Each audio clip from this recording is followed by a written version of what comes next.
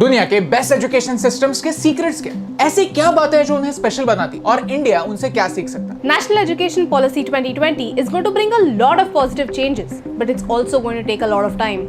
ये सारे चेंजेस 2040 तक धीरे धीरे इंप्लीमेंट होने वाले हैं and during this time students, teachers, parents, all of us have to keep learning new ideas. पिछले कुछ दिनों से एजुकेशन जैसे इंपॉर्टेंट टॉपिक पर काफी सारे कॉन्वर्सेशन स्टार्ट हुए हैं। इस डिस्कशन को अगर हम फुल स्टॉप दे देंगे तो हमारी प्रोग्रेस पर भी फुल स्टॉप लग जाएगा। In the next 3 minutes we are going to tell you 3 secrets about world class education systems and what India can learn from them। और अगर आपको ये आइडियाज पसंद आती है तो प्लीज इस वीडियो को शेयर कीजिए। इंडिया के प्रोग्रेस के बारे में एक सॉल्यूशन बेस्ड कॉन्वर्सेशन स्टार्ट करना हमारा मिशन है। तो अगर आपको हमारा काम पसंद आता है तो प्लीज हमारे YouTube चैनल को सब्सक्राइब कीजिए और इस बेल आइकन को प्रेस कीजिए। Number 1, Finland. वर्ल्ड की टॉप एजुकेशन सिस्टम है फिनलैंड और उनका टॉप सीक्रेट है नो होमवर्क। रिसर्चर्स मानते हैं कि होमवर्क एक आउटडेटेड कॉन्सेप्ट है, इसलिए फिनलैंड के स्कूल्स मैक्सिमम 10 या 15 मिनट्स का होमवर्क देते हैं। हर दिन सिर्फ 3 या 4 घंटे के लिए स्कूल होता है और हर 45 मिनट्स के लेक्चर के बाद एक 15 मिनट्स का ब्रेक भी होता है। रिजल्ट, बच्चों को स्कूल जाने में मजा आता है और रिसर्च कहता है कि एक हैप्पी स्टूडेंट एक अच्छा स्टूडेंट होता है। बच्चों को बिजी रखने से ज्यादा इंपॉर्टेंट है उन्हें ग्रो होने का चांस देना। वहाँ के टीचर्स ये समझते हैं,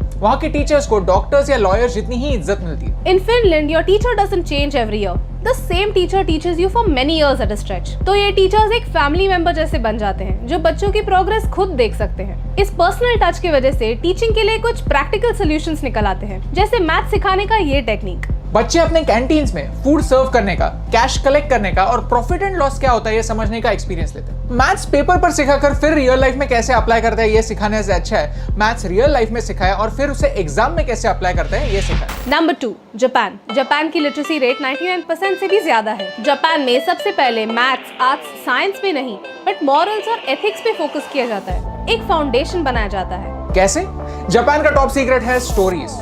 बच्चों के सामने कुछ रियल लाइफ डिलेमास रखे जाते हैं और फिर बच्चों को पूछा जाता है कि बच्चे ऐसे सिचुएशंस में कैसे रिएक्ट करेंगे। Story is like this. Hiroshi एक 7 साल का बच्चा है जिसका फ्रेंड हॉस्पिटल में। हिरोशी प्रॉमिस करता है कि संडे के दिन वो उसके दोस्त को मिलने हॉस्पिटल जाएगा और उसका फेवरेट स्टोरी बुक भी साथ लेकर जाएगा। लेकिन संडे के दिन अचानक से उसकी दादी उसके घर आ जाती है। अब हिरोशी क्या करे? क्लास में बच्चे डिबेट करते हैं। कुछ बच्चे कहते हैं a promise is a promise, कुछ बच्चे कहते हैं फैमिली इंपॉर्टेंट है, कुछ बच्चे मिडिल ग्राउंड पे आते हैं कि स्टोरी बुक और सॉरी नोट किसी और एक दोस्त के साथ भेज सकते हैं। लेकिन सबसे बड़ी बात है कि इसमें कोई राइट या रॉन्ग आंसर्स नहीं होते। जिंदगी में भी सारी चीजें ब्लैक एंड व्हाइट नहीं होती, कुछ ग्रे एरियाज भी होते हैं और इनके बारे में बच्चों को सिखाया जाता है। जापानीज किड्स स्कूल में खुद सफाई करते हैं क्योंकि स्कूल में जैनिटर्स नहीं होते। कोई भी काम छोटा या बड़ा नहीं होता, हर काम की वैल्यू होती है। ये स्टूडेंट्स को सिखाना जरूरी है and the same pattern is followed in another great education system. Number 3, Germany.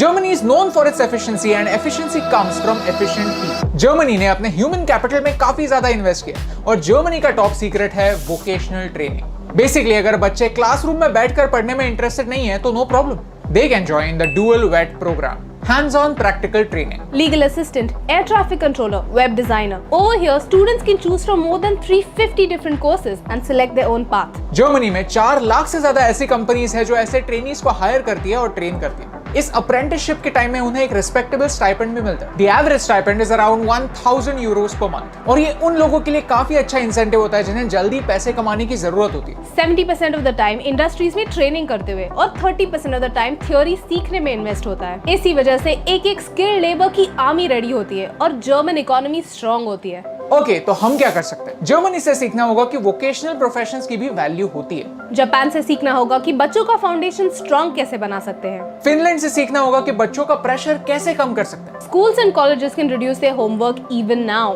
Panchatantra, जातका टेल्स जैसे स्टोरीज बच्चों को वैल्यू सिखा सकते हैं। And as a society, we can change our thinking that a traditional degree is the only way to get a job. Because in this digital world, job और qualification में काफी difference होता है। And most importantly, इन सारे student से एक अच्छा student कैसे बनते हैं ये सीखना होगा। धीरे धीरे जैसे एजुकेशन सिस्टम के फ्लॉज कम होने वाले हैं वैसे ही हम सारे स्टूडेंट्स के एक्सक्यूजेस भी कम होने वाले हैं। क्योंकि कोई भी एजुकेशन सिस्टम अच्छा है या नहीं ये अल्टीमेटली इसी पर डिपेंड करता है कि उसके स्टूडेंट्स अच्छे हैं या नहीं। और एक अच्छा स्टूडेंट बनने का फॉर्मूला काफी सिंपल है, just be curious.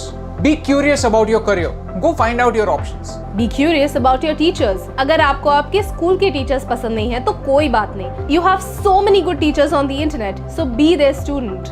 Be curious about your life because there are so many good books to read, there are so many good movies to watch, there are so many good podcasts to listen to, but not even a single good excuse not to.